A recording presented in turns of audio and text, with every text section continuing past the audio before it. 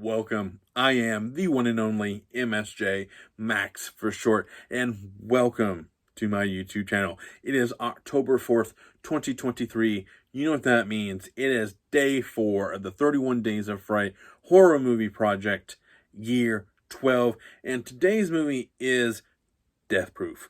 I know this is the cover for Grindhouse, but it is a double feature movie paired with Planet Terror that is directed by Robert Rodriguez, where Death Proof is directed by Quentin Tarantino.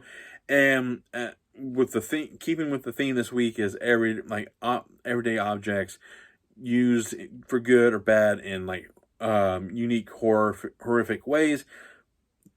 The car, like everyone drives a car for the most part, and there have been movies where the car has become alive, or it's just like if you've seen I think Steven Soderbergh's Crash, the car can be a powerful element in the movie, and that's where Quentin Tarantino's Death Proof comes into play. It is this movie right here. I'm going to see if I can actually keep it out like that.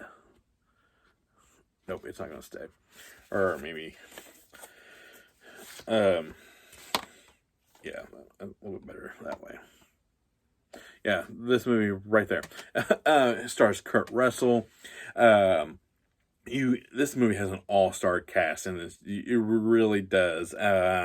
Kurt Russell is perfect as Stuntman Mike. But before I really dive deep into this and tell you what you need to know is I need to ask you to do a few things by clicking subscribe, hit a bell, to stay notified when future videos go live.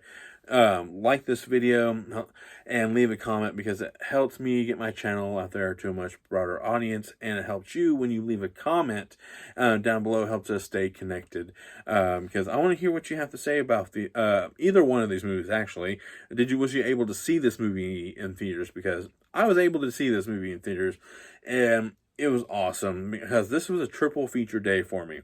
I got to see Grindhouse, and as well as Aqua Teen Hunger Force: the movie. That was just a fun day at the movies for that. But I'm specifically just sticking to Death Proof. It's just because Stuntman Mike uses his car to kill other people, because he basically says this car is 100% death proof. I can take this baby and crash it into a wall at 100 miles an hour and walk away, but even though Quentin Tarantino says this is his worst movie, I disagree, because I think this movie is well edited, well acted, because Kurt Russell's awesome in this movie. But you also got Rosario Dawson, Mary Elizabeth Winstead, Jordan Ladd, Eli Roth makes a cameo. Who else? Just the rest of the cast in this movie is just phenomenal. And Michael Parks, the staple, Earl McGraw, he does this really cool scene in the movie where he's kind of telling you why he's doing what he's doing and everything, and it's awesome. This movie has two different feels to it. And Zoe Bell, she plays herself, basically, because she's a stunt woman. The first part of this movie takes place in a bar, and he's just kind of watching his prey and everything, and because a bunch of women are going to the lake house and everything, but he's chosen his victims.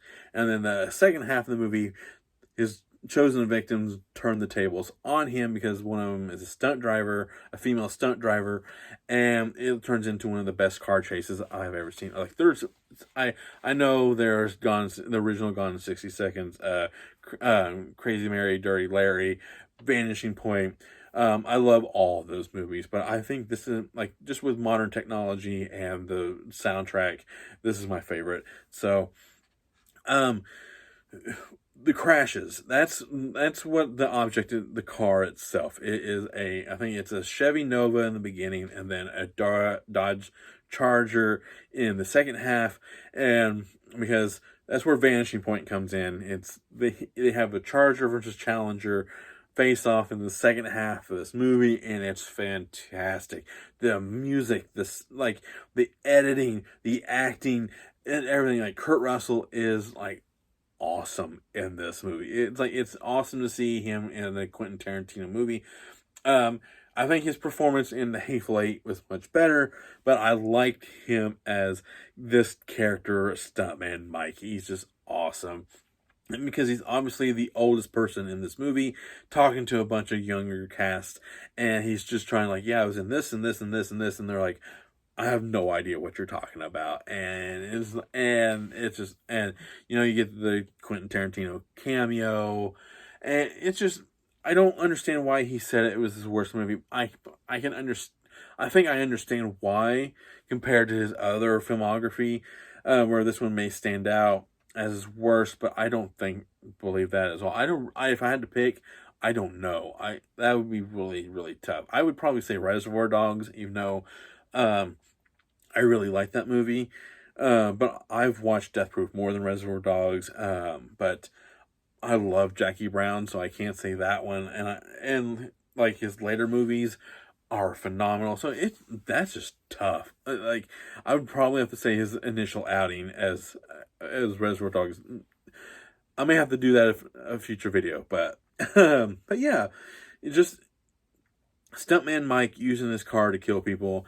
That there's a big sequence in this movie where he takes his car and rams it into going 100 miles an hour into the front end of another of his chosen victims, and it cuts to each of their deaths in the vehicle. It's like you see the car crash, and then you see that victim. Car crash, see that victim. Car crash, see that victim, and it's just like but it's so kinetic and done well. It didn't seem repetitive, and that's just that's kind of a sign of a good filmmaker when you kind of use the same kind of like they're crashing into one another, but you keep using it, but you kind of showing, but each death is unique enough to where you don't notice it. So, but yeah, like this is like I mentioned, it was a double feature. Like I'm also recommend Planet Terror, but I did this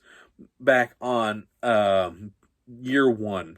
And if you go back and watch me talking about this movie, I'm just not very good. Like it's very hard for me to watch some of those like first few years because I'm just starting out really making reviews and everything like that, and I just haven't really found my voice and my cadence and just the way my flow and everything.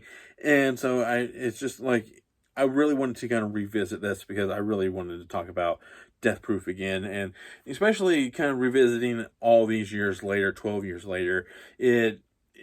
It's really cool because I've watched this movie several times, and each time I see something a little different, or I view it a little differently, or I watch it with somebody differently. So it's like it's awesome to do that, and it's a simple movie. It's like I know it's not a really straight up horror movie, but like if you really think about it, like the way he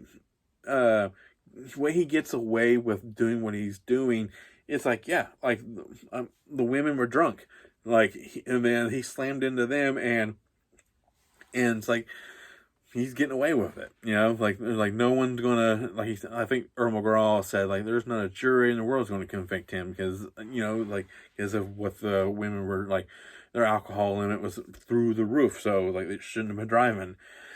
So yeah, like it's awesome, like it's just this is it's a juggernaut in a different way compared to like the rest of the movies I've talked about on this list. That's why I like doing the 31 days, because it showcases, like, these movies so far have all been drastically different and everything, but they just take, like, a simple object, a car, a mop, a video camera, a chainsaw. I know that's kind of the more complicated one of the bunch, but like it's just like who has access to a chainsaw? But like everyone drives, everyone has to clean up something. Everyone has a video camera on their phone, so it's like these objects are at the wield of who's the at the whim of someone good or evil. So that's kind of why I chose this theme. So that's all I have to say. My rating for this movie. I have a rating scale: 1 being run-of-the-mill horror, 2 best watch with the group, 3 more than average horror but adds nothing new to the horror genre, 4 helps move the horror genre forward, and 5 being a horror classic. I say this is a 3.